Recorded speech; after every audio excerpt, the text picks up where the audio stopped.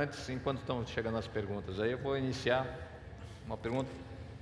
Carlos, você falou né, como a gente perdeu a oportunidade de criar uma economia baseada na biodiversidade, né, na qual a Amazônia seria a nossa maior joia, digamos assim, né? Digamos que a gente tome a decisão de fazer isso hoje. Isso vai levar alguns anos, talvez décadas, para ser estabelecido.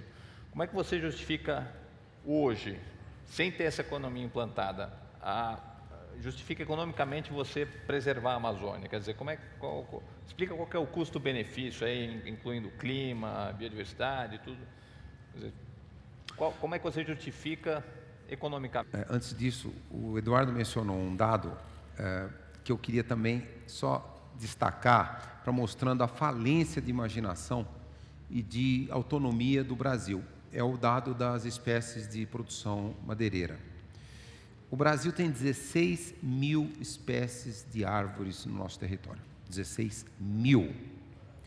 Até recentemente, só 2 espécies exóticas, eucalipto e pinos, eram utilizados para a indústria madeireira.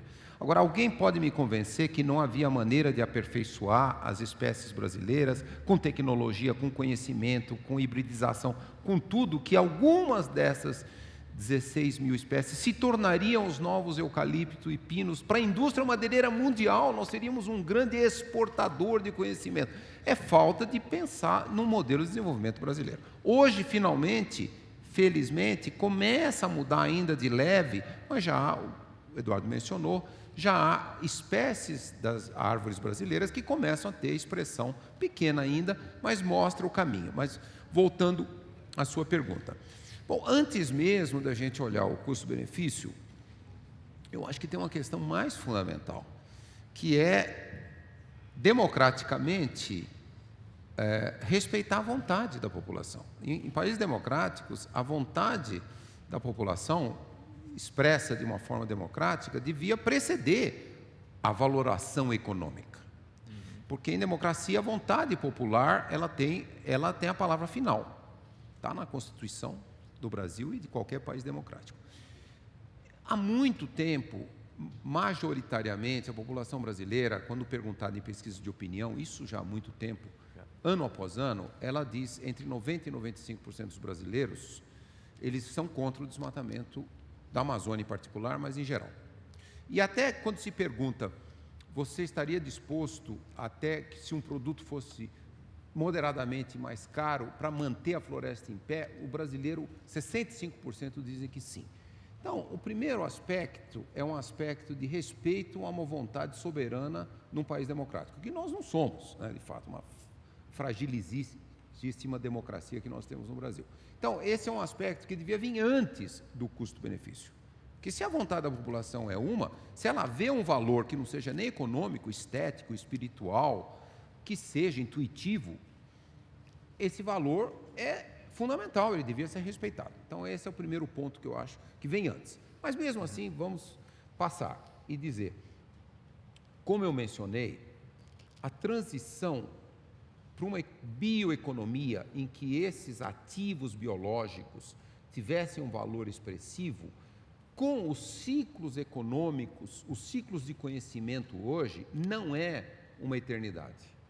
Se nós planejássemos uma bioeconomia ampla, não só de biocombustível, de bioenergia, mas uma economia principalmente usando a biodiversidade para gerar conhecimento, nós podemos imaginar um ciclo de 15 anos. Em 15 anos, certamente, esta bioeconomia seria maior, mas muito maior, e há estudos que suportam, a economia na Amazônia da carne e da madeira. Números. Carne, economia, eu estou falando Amazônia, Amazônia, floresta. O Eduardo muito bem pontuou que há uma confusão conceitual, a Amazônia é legal, tem uma boa parte ainda de cerrado, 4 milhões de quilômetros quadrados, 750 mil, 770 mil já desmatados. Bioma floresta da Amazônia brasileira. 5 bilhões de dólares é o valor da carne e laticínios. 2 bilhões de dólares é o valor da madeira, 70% a 80% ilegal. 1,8 bilhões de dólares é o valor do açaí, O açaí, pela taxa de crescimento do açaí, em 2 ou 5 anos, ele passa a madeira, ele vai ser o segundo. É um produto, ainda que o produto que tem o maior valor.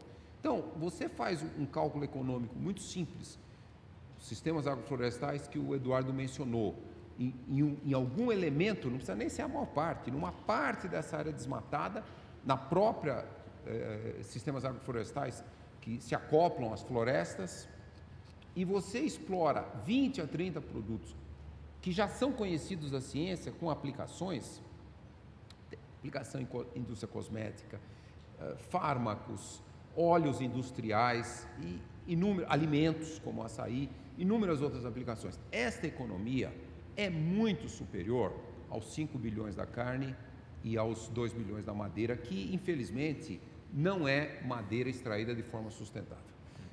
Quase tudo é ilegal e é insustentável. Então, nós não temos muita dificuldade de ver que, se esse fosse um projeto de nação, em 15 anos, essa economia baseada na biodiversidade, a economia da biodiversidade seria muito superior à economia de hoje. O Eduardo desenhou uma outra economia para a Amazônia, que também seria poderosa, mas a economia não do desmatamento, a economia do uso das áreas já desmatadas. Isso. Se eu entendi corretamente, só com as áreas já desmatadas, sem você precisar cortar mais nenhuma árvore, você já conseguiria dobrar a produção. É outra agricultura brasileira, equivalente ao que nós temos hoje. Só com o que já foi desmatado. E a tecnologia existe, tudo disponível. Por que isso não é feito em grande escala? Quer dizer, quais são os agentes que estão atuando contra a implementação desses sistemas e dessas tecnologias? Primeiro porque você tem um sistema hoje de transferência de tecnologia, de transferência de informação, que patina. Essa tecnologia tem que chegar no agricultor, tem que chegar no pecuarista e mostrar, é possível, dá para fazer. Mecanismos de crédito também estão patinando nessa história. Você tem aí hoje uma agricultura que é considerada, um programa que é considerado um dos melhores programas de mitigação do mundo, que é a agricultura ABC, baixa emissão de carbono, que não chega no agricultor.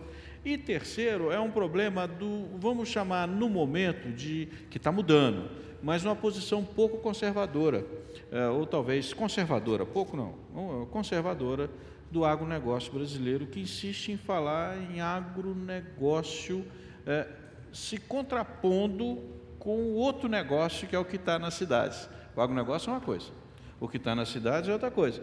Eu acho, e insisto nisso, nós temos que começar a discutir a produção agroambiental.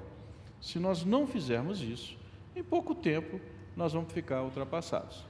Então não chega, porque essas coisas ainda não foram muito assimiladas, mas já temos sinais muito fortes que está acontecendo. Então já vou engatar uma pergunta que acabou de chegar aqui da plateia. Há outras maneiras de fazer o agronegócio trabalhar em prol da conservação, ou por si, vamos dizer, por iniciativa própria, sem que ele precisasse ser permanentemente cobrado e cerceado? Tem, claro que tem. Isso aí está sendo muito discutido. Primeiro, quando você busca soluções. Por exemplo, se eu produzir hoje só soja na minha fazenda, eu vou ter 42% do uso total daquela propriedade, o tempo dela. Então, seria equivalente a 3, 4 meses de uso. Se eu uso milho e soja, eu vou ter já 80%. Se eu uso milho, soja e pasto, é 100%. Junto com floresta, então passa de 100%. Eu não conheço o supermercado de um produto só, não conheço.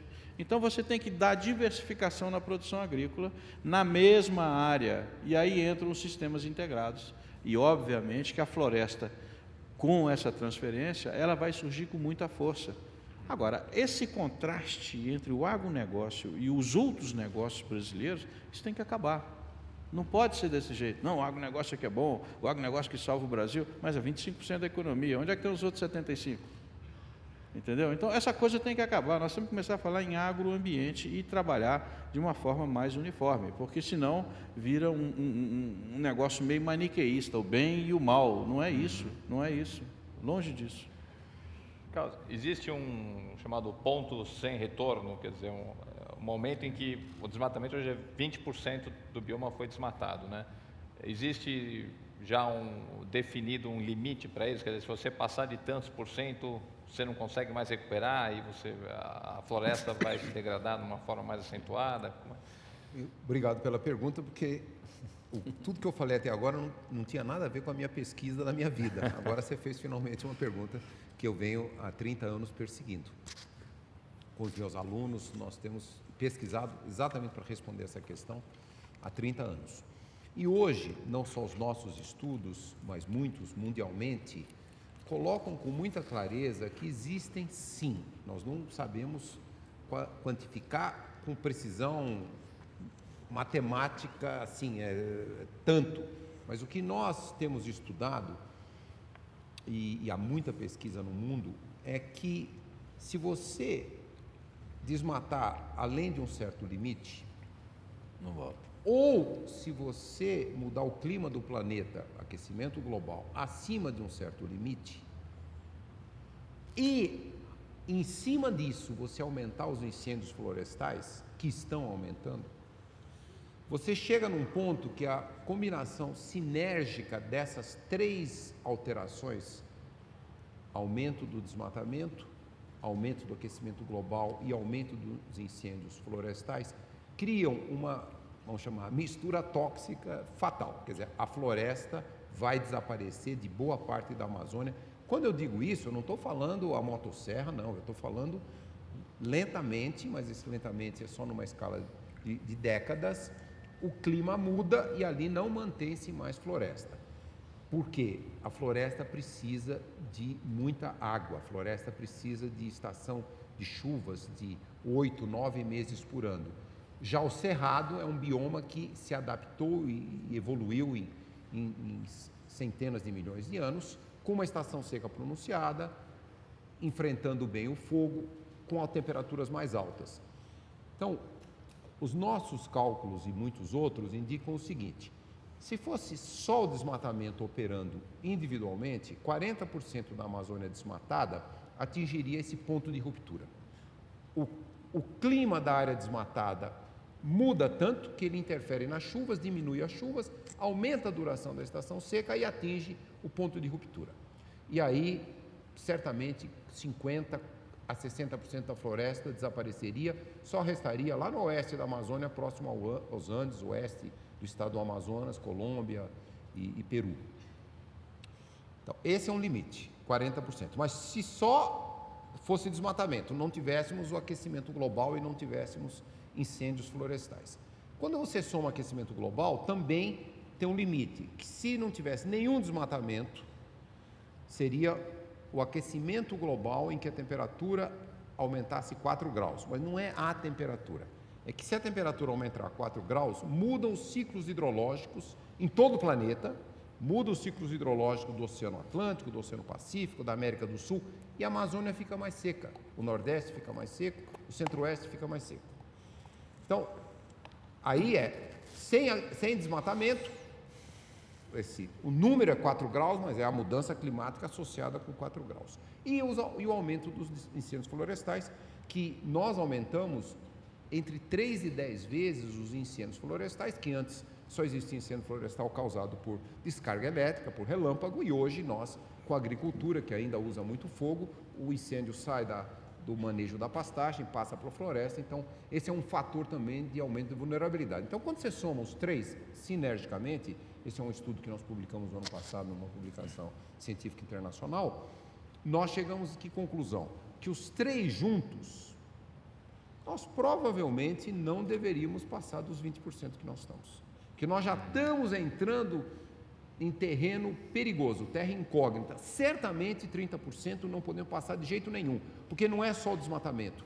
A temperatura na Amazônia já subiu 1,2, 1,5 graus, com o aquecimento global, e o desmatamento também faz a temperatura subir. Os incêndios florestais continuam a ser muito intensos. O ano passado nós tivemos o recorde histórico de incêndios florestais, 2016, associado com a seca também, com o aumento do desmatamento, mas muito com a seca.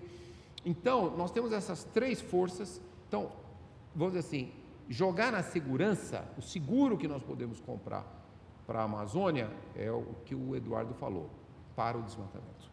Nós não podemos arriscar passar dos 20% que nós já chegamos, porque tem um aquecimento global Nós não sabemos se o Acordo de Paris vai dar certo, se o mundo inteiro vai entrar naquela trajetória de descarbonização, se nós vamos mudar de uma economia fóssil para uma economia de renováveis, se nós vamos parar o desmatamento globalmente, nós não sabemos isso. Então, jogar na segurança é não passar dos 20%.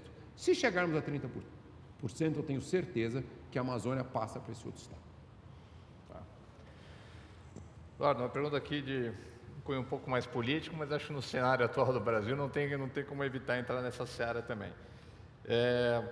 É possível afirmar que a bancada ruralista vai decidir, ou está decidindo o futuro da Amazônia? Como é que você vê essa questão da influência política do agronegócio e os efeitos disso para a Amazônia? A pressão é grande, né? São 222 deputados, né, que estão ali girando, 200, 220, gravitando em torno da bancada ruralista. É claro que nesse momento de negociação com o presidente, tudo essas coisas, eles vão jogar pesado, né? Isso é normal no ambiente político, cada um puxa para o seu lado. Agora, o que me chama a atenção foi um artigo, acho que domingo, que o ministro da Agricultura, que é da bancada ruralista, editorial no Estadão do lançou, dizendo que o agronegócio é o que mais preserva. Desculpa, ministro, vocês estão somente cumprindo a lei, que vocês mesmos ajudaram a aprovar, que é o Código Florestal. Então, aqueles números que foram veiculados ali, eu tenho eles. 8% referente ao passivo ambiental desses 319 municípios que eu citei. Não fazem mais do que a obrigação. Tem que cumprir a lei, que eles criaram. E aí começa, não, vamos liberar isso, vamos mudar o código, tem que mexer isso, tem que mexer naquilo. Não é bem assim. Então, há pressão, sim, para que se mude certas coisas. Agora, o que a gente gostaria era de discutir um pouco melhor. O CAR tem sido uma coisa boa, para mim é uma coisa fantástica. Nós estamos passando o Brasil a limpo. Só explicar, o CAR é o Cadastro Ambiental Rural. Todos os agricultores têm que dizer o que desmataram, o que não desmataram. E como é que está a propriedade deles. Para vocês terem uma ideia, alguns estados do Brasil, principalmente na Amazônia, tinham em cartório 3 vezes mais terra do que tinham no chão. Minas Gerais também passa por esse problema. Então, é passar o Brasil a limpo. A partir daí, você começa a cumprir uma legislação ambiental. Quem foi que criou? Foram os deputados. A bancada ruralista participou disso, intensamente. Tem um ex-ministro que fala que esse o Código Florestal foi a melhor lei do mundo. Por quê? Porque desagradou todo mundo, tanto os ruralistas quanto os ambientalistas, entendeu? Mas é lei. Então, nós não estamos no Estado democrático, tem que cumprir. Não vale esse jogo de ficar pressionando no tapetão. Só para o pessoal entender, foi um artigo do ministro Plário Maggi, publicou ex-rei da soja, né, como ele era conhecido antigamente, governador de Mato Grosso. Eu acredito o argumento dele é que, ao cumprir o Código Florestal, a agricultura é a maior protetora do meio ambiente. Eu acredito que, como ministro, como produtor, ele está muito bem intencionado. Tudo bem, é obrigação também. Agora, dizer que, por causa disso, o agronegócio é que mais preserva no Brasil, não, ele está cumprindo a lei, como todos nós cumprimos. Não, eu não sou tão otimista assim. Eu acho que o buraco é mais embaixo, né? Nós somos 85% urbanos, 15% rurais. A bancada ruralista é 41% do Congresso. O PIB hoje, de todo o agronegócio, em todos os setores, etc., é 25%. É muito. Então, a super representação dos interesses ruralistas no Congresso é completamente desproporcional. Desproporcional à população brasileira, que é principalmente urbana, é desproporcional à contribuição do PIB, que é 25%, são 41%. Então, por que tem tanto ruralista? Porque foi comprado, pessoal. A delação do JBS deixou tudo claro, aquilo foram eleições compradas. Então, era um plano de alguns setores corruptos do Brasil, na cadeia da carne, certamente, o JBS mostrou, que fizeram um plano maquiavélico, desculpe a expressão, não tem outra, um plano maquiavélico de assumir um poder de uma forma não democrática, com dinheiro da cadeia da carne, que a JBS colocou lá, ele falou quantos bilhões ele gastou, ele falou, eu financiei 1.097 políticos, quer dizer, isso está público, está nos jornais, está nas gravações, então, não é uma construção democrática.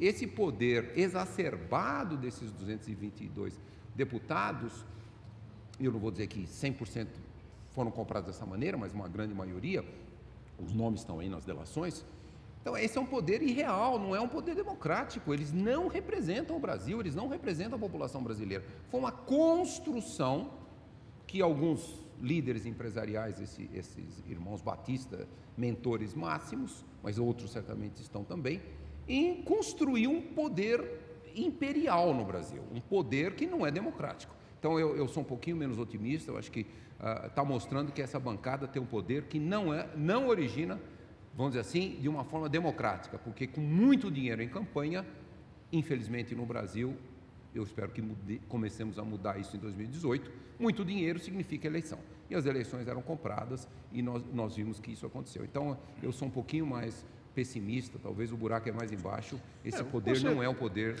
que o Brasil devia dar a essa população. Com certeza, eu só queria complementar dizendo o seguinte, é preciso que essa bancada verifique quais são os impactos dessas posições, porque a população não é boba, a população brasileira está vendo, e são essas posições que essa forçação de determinadas coisas que estão passando como benesses do governo para ajudar e cooptar certos deputados, vão se virar contra o agronegócio.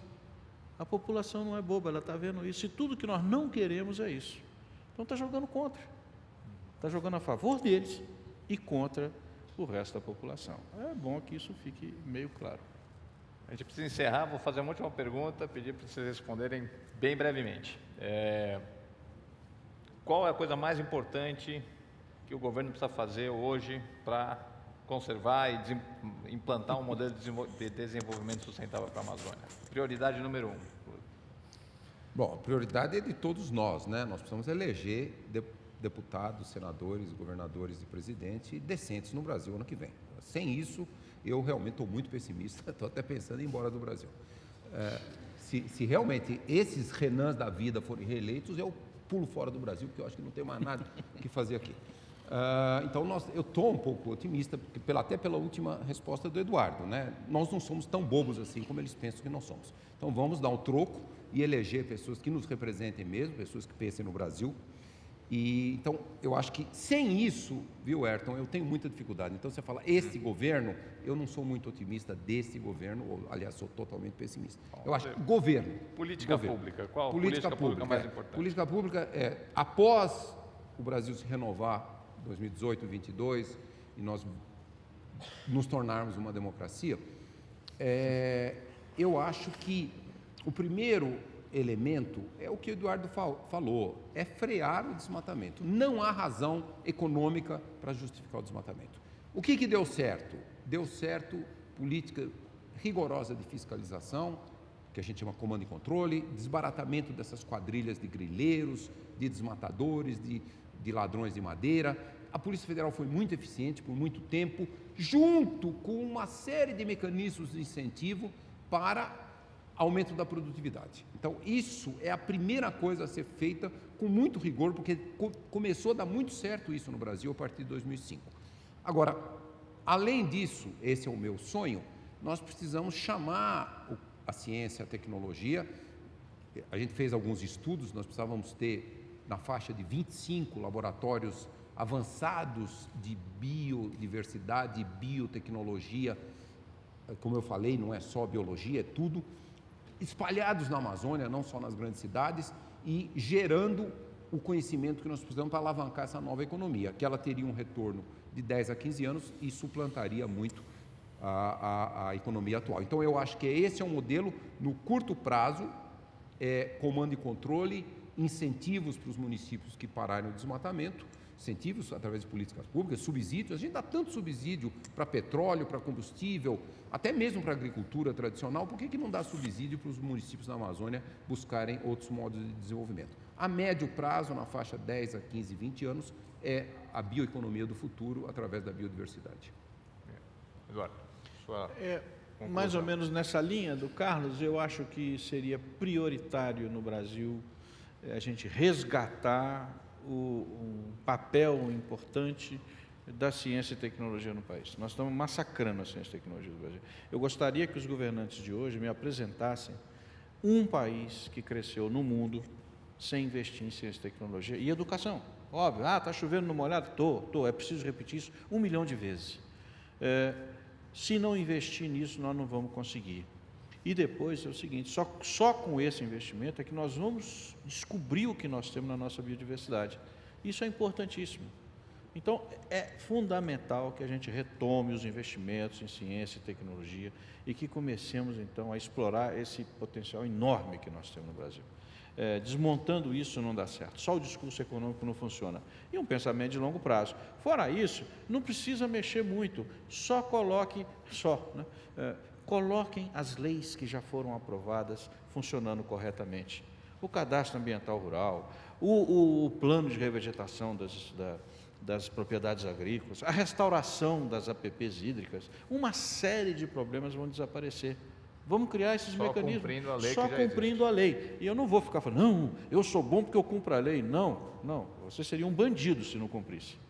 Então vamos cumprir a lei, ela funciona, dá certo. Agora, com aqueles interesses escusos que a gente vê por aí, não dá certo, né? Bom, terminando nesse tom de cobrança, pessoal, obrigado pela presença, obrigado pelas perguntas. Mês que vem estamos de volta. Obrigado, viu? Obrigado.